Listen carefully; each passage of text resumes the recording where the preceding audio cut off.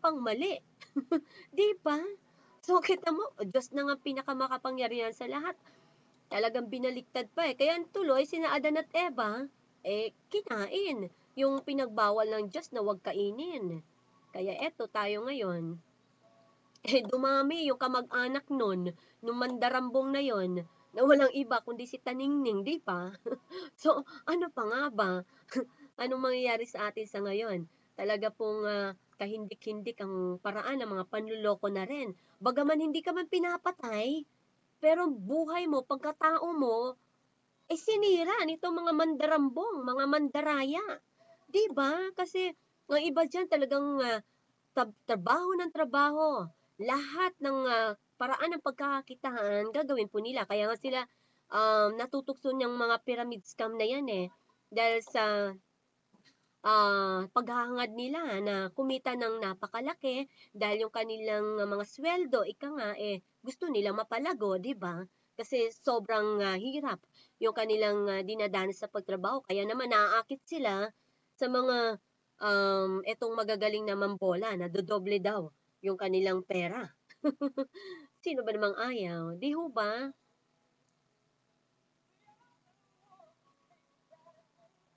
Pero po, mga mahal nating taga-subaybay, mga nabiktima na dyan, tandaan po natin hindi naman po natin kailangan alamin pa yung mga lahat ng paraan ng mga kriminal na yan, ng mga, kasi pinag-aaralan nila ng gusto yan na kung mahihirapan ka lang, masusunog lang yung kilay mo dyan at panahon mo mauubos, wag na natin alamin kung ano yung mga yan na mga paraan nilang panilin lang, kundi ang sekreto dyan, malaking bagay po ang magagawa natin kapag po tayo yung nag-iingat.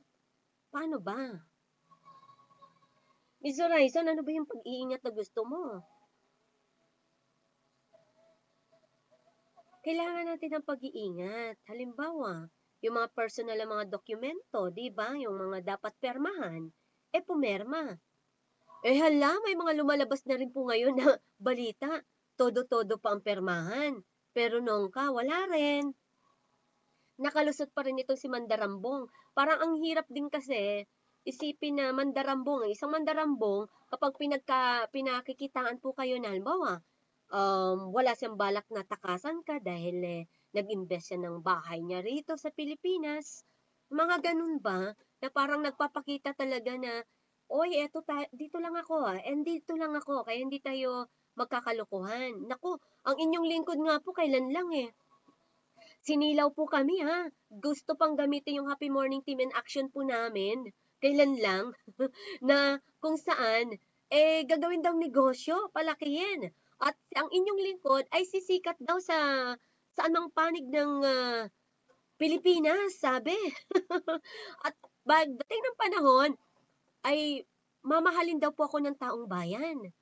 O, 'di ba, ang sarap pakinggan, parang kumukuti-kutitap ang mga mata mo. Talagang magluluningning ka, 'di ba? Kasi sino ba naman pong matutuwa na maraming matutuwa na tinutulungan mo po sila.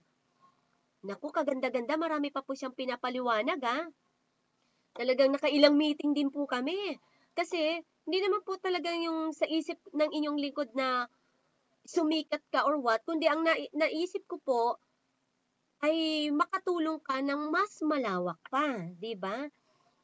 At gamitin lang po na tulay kami, parang ganon.